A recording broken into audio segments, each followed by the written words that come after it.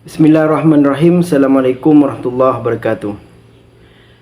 Di Aceh, merujuk ke Undang-Undang Nomor 11 Tahun 2006, dikenal dengan UUPA, Undang-Undang Pemerintahan Aceh, ada pasal yang menyatakan Aceh dibolehkan melaksanakan syariat Islam secara kafah, secara universal sesuai dalam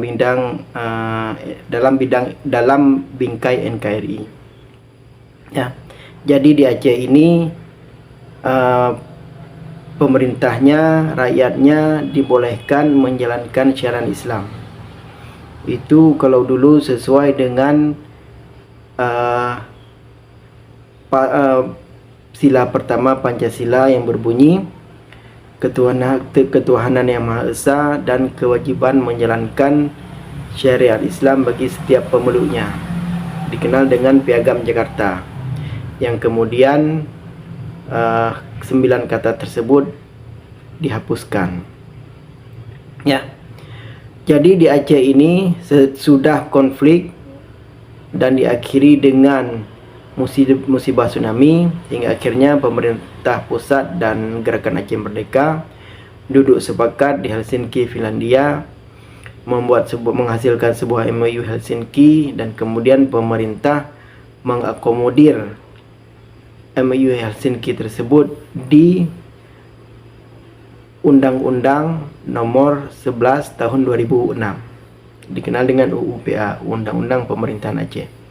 Jadi di Aceh ini alhamdulillah dalam pelaksanaannya tidak ditemukan hal-hal yang tidak sesuai dengan bingkai-bingkai NKRI. Di Aceh tetap menganut paham Pancasila, karena Pancasila tersebut memberikan kebebasan beragama bagi setiap pemeluknya sesuai dengan keyakinan masing-masing dan sesuai dengan agama yang resmi yang diakui oleh pemerintah, khususnya di Aceh, dan juga berlaku lex spesialis, ya, kekhususan yang itu didasari dari perjuangan nilai-nilai historis Aceh yang kemudian diakomodir oleh negara, pemerintah Indonesia. Ya, misalnya Anda melihat di Aceh ini poluannya boleh, bahkan hampir dibilang wajib memakai jilbab. Kemudian begitu juga yang TNI-nya yang wanita, ya. Kemudian berbagai macam kelebihan yang lainnya. Akan tetapi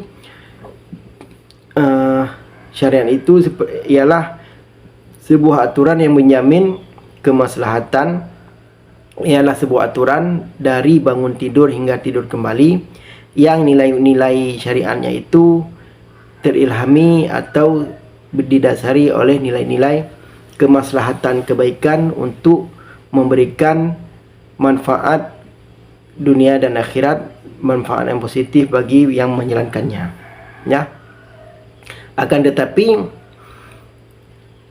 kemudian ada juga aturan-aturan tersebut yang dilahirkan oleh konun. Konun itu kalau di daerah lain, provinsi lain itu peraturan daerah. Jadi misal di Aceh ini ada konun LKS, Lembaga Keuangan Syariah, ya. Tapi di sini dalam hal bank syariah, saya pribadi membaca beberapa referensi, sebenarnya merujuk kepada Darul Ifta Al-Misriyah, lembaga fatwa Mesir. Dalam hal ini Syekh Al-Mukarram Syauqi Alam mengatakan riba itu, bunga bank itu bukan termasuk riba yang diharamkan. Akan tetapi beliau mengatakan ini adalah sebuah laba bank, ya, laba bank. Jadi tidak dimaksud sebagai sebuah keharaman. Akan tetapi ada juga beberapa ulama lain mengatakan bunga bank ini haram, haram.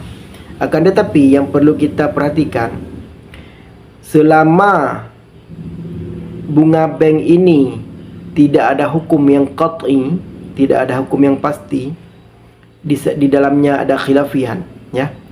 Ada khilafian. Jadi semestinya bank-bank konvensional itu tetap boleh dijalankan, ya kan?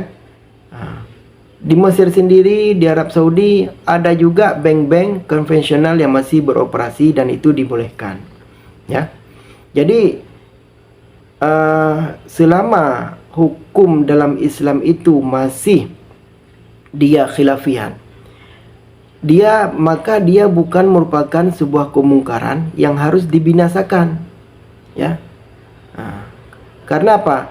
Ketika ingin membuat sebuah hukum, umpama bank itu, jadi tidak hanya diusulkan atau dibicarakan oleh orang beragama saja, orang yang ustadz-ustadz saja, tapi harus juga diajak para pelaku-pelaku ekonomi, kemudian para pelaku usaha, ya, yang duduk berembuk, seyogyanya sepatutnya demikian, hingga menghasilkanlah sebuah kemaslahatan, tidak sebuah pertentangan. Jangan kita tutup bank konvensional, akan melahirkan kemudaratan yang baru, ya. Jadi kadangkala misal jangan sampai nanti seperti negara-negara yang membuat syariat Islam itu salah kaprah. Misalnya nanti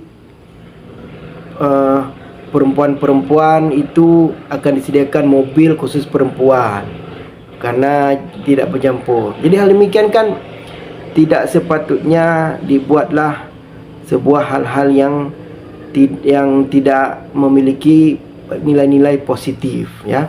Jadi ketika ingin menghasilkan sebuah konun dan hal lainnya, hendaknya kita berembuk, tidak mengklaim A atau B, karena inti syariat Islam ini adalah memberikan kemaslahatan, kebaikan bagi setiap muslim yang menjalankannya. Sekian, assalamualaikum warahmatullahi wabarakatuh.